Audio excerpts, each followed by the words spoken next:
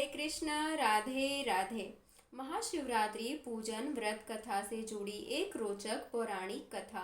एक बार चित्रभानु नामक एक शिकारी था। पशुओं की हत्या करके वह अपने परिवारजनों को पालता था। वह एक साहूकार का ऋणी था, लेकिन ऋण समय पर न चुका सकने पर क्रोधित साहूकार ने उसको शिव मठ में बंदी बना लिया। संयोग से उस दिन महाशिवरात्रि थी। बंदी रहते हुए शिकारी मठ में शिव संबंधी धार्मिक बातें सुनता रहा। वहीं उसने शिवरात्रि व्रत की कथा भी सुनी। संध्या होने पर साहूकार ने उसे बुलाया और ऋण चुकाने के लिए पूछा तो शिकारी अगले दिन सारा ऋण लौटा देने का वचन दिया। साहूकार ने उसकी बात मान ली और उसे छोड़ दिया। शिकारी जंगल में शिकार के लिए निकला, लेकिन दिन भर बंदी गृह में रहने के कारण भूख प्यास से व्याकुल था। सूर्यास्त होने पर वह एक जलाशय के समीप गया और वहां एक घाट के किनारे एक पेड़ पर थोड़ा सा जल पीने के लिए लेकर चढ़ गया, क्योंकि उसे पूरी उम्मीद थी कि कोई न कोई जानवर अपनी प्यास बुझाने के लिए यहाँ जरूर आएगा। वह पेड़ बेलपत्र का था और उसी पेड़ के नीचे शिवलिंग भी था, जो सूखे बेलपत्रों से ढके होने के कारण दिखाई नहीं दे रहा था। शिकारी को उसका पता न चला। भूख और प्यास से थका वो उसी मचान पर बैठ गया।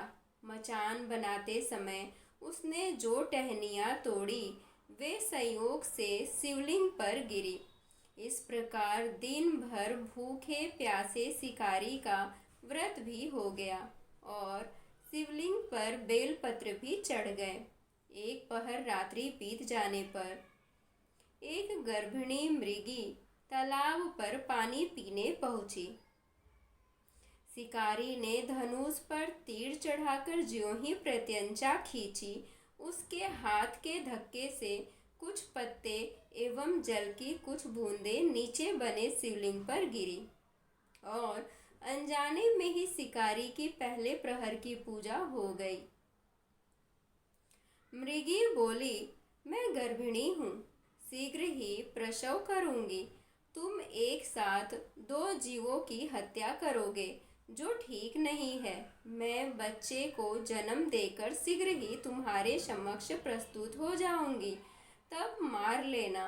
शिकारी ने प्रत्यंचा ढीली कर दी और मृगी जंगली झाड़ियों में लुप्त हो गई। कुछ ही देर बाद एक और मृगी उधर से निकली। शिकारी की प्रसन्नता का ठिकाना न रहा। समीप आने पर उसने धनुष पर बाण चढ़ाया। कुछ बेलपत्र नीचे शिवलिंग पर जा गिरे और अनायास ही शिकारी की दूसरे पहर की पूजा भी हो गई। तब उसे देख मृगी ने विनम्रता पूर्वक निवेदन किया कि मैं थोड़ी देर पहले ऋतु से निवृत्त हुई हूँ, कामातुर विरहिणी हूँ, अपने प्रिय की खोज में भटक रही हूँ। मैं अपने पति से मिलकर शीघ्र ही तुम्हारे पास आ जाऊंगी। शिकारी ने उसे भी जाने दिया। 2 बार शिकार को खोकर वह चिंता में पड़ गया। रात्रि का आखिरी पहर बीत रहा था, तभी एक अन्य मृगी अपने बच्चों के साथ उधर से निकली। शिकारी धनुष पर तीर चढ़ाकर छोड़ने ही वाला था कि मृगी बोली, मैं इन बच्चों को इनके पिता के हवाले करके लौट आऊंगी। इस समय मुझे मत मारो।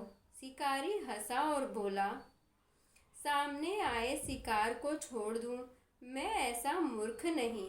इससे पहले मैंने 2 बार अपना शिकार खो चुका हूँ। मेरे बच्चे भूख प्यास से तड़प रहे होंगे। उत्तर में मृगी ने फिर कहा, जैसे तुम्हें अपने बच्चों की ममता सता रही है, ठीक वैसे ही मुझे भी इनकी फिक्र है। इसीलिए सिर्फ बच्चों के नाम पर मैं थोड़ी देर के लिए जीवन दान मांग रही हूँ। मेरा विश्वास करो, मैं इन्हें इनके पिता के पास छोड़कर तुरंत लौटने की प्रतिज्ञा करती हूँ। मृगी का दीन स्वर सुनकर शिकारी को उस पर दया आ गई। उसने उस मृगी को भी जाने दिया। शिकार के अभाव में बेल वृक्ष पर बैठा शिकारी बेल पत्र तोड़ तोड़ कर नीचे फेंकता जा रहा था। उसकी तीसरे प्रहर की पूजा भी स्वतः ही संपन्न हो गई। सुबह होने को हुई तो एक हुष्ट पुष्ट मृग उसी रास्ते पर आया। शिकारी ने सोच लिया कि इसका शिकार वह अवश्य करेगा। शिकारी की तनी प्रत्यंचा देखकर मृग विनीत स्वर में बोला, भाई, यदि तुमने मुझसे पूर्व आने वाली 3 मृगियों तथा छोटे छोटे बच्चों को मार डाला है तो मुझे भी मारने में विलंब न करो, ताकि मुझे उनके वियोग में एक क्षण भी दुख न सहना पड़े। मैं उन मृगियों का पति हूँ। यदि तुमने उन्हें जीवन दान दिया है तो मुझे भी कुछ क्षण का जीवन देने की कृपा करो। मैं उनसे मिलकर तुम्हारे समक्ष उपस्थित हो जाऊंगा। मृग की बात सुनकर शिकारी ने सारी कथा मृग को सुना दी। तब मृग ने कहा, मेरी तीनों पत्नियां जिस प्रकार प्रतिज्ञाबद्ध होकर गई हैं, वे मेरी मृत्यु से अपने धर्म का पालन नहीं कर सकेंगी। अतः जैसे तुमने उन्हें विश्वास पात्र मानकर छोड़ा है, वैसे ही मुझे भी जाने दो। मैं उन सब के साथ तुम्हारे सामने शीघ्र ही उपस्थित होता हूँ। उपवास, रात्रि जागरण तथा शिवलिंग पर बेलपत्र चढ़ने से शिकारी का हिंसक हृदय निर्मल हो गया था। उसमें भगवद शक्ति का वास हो गया। उसके हाथ से धनुष तथा बाण छूट गया और उसने मृग को जाने दिया। थोड़ी ही देर बाद वह मृग सपरिवार शिकारी के समक्ष उपस्थित हो गया ताकि वह उनका शिकार कर सके। किंतु जंगली पशुओं की ऐसी सत्यता, सात्विकता एवं सामूहिक प्रेम भावना देखकर शिकारी को बड़ी गलानी हुई। उसके नेत्रों से आंसुओं की झड़ी लग गई।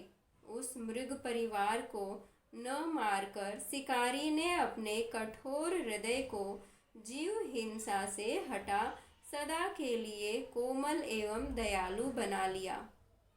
देवलोक से समस्त देव समाज भी इस घटना को देख रहे थे। उसके ऐसा करने पर भगवानम शंकर ने प्रसन्न होकर तत्काल उसे अपने दिव्य स्वरूप का दर्शन करवाया तथा उसे सुख समृद्धि का वरदान देकर गृह नाम प्रदान किया। यही वह गृह था जिसके साथ भगवानम श्री राम ने मित्रता की थी। इस प्रकार महाशिवरात्रि पूजन पौराणिक व्रत कथा समाप्त हुई। ओम नमः पार्वती पतये, हर हर महादेव।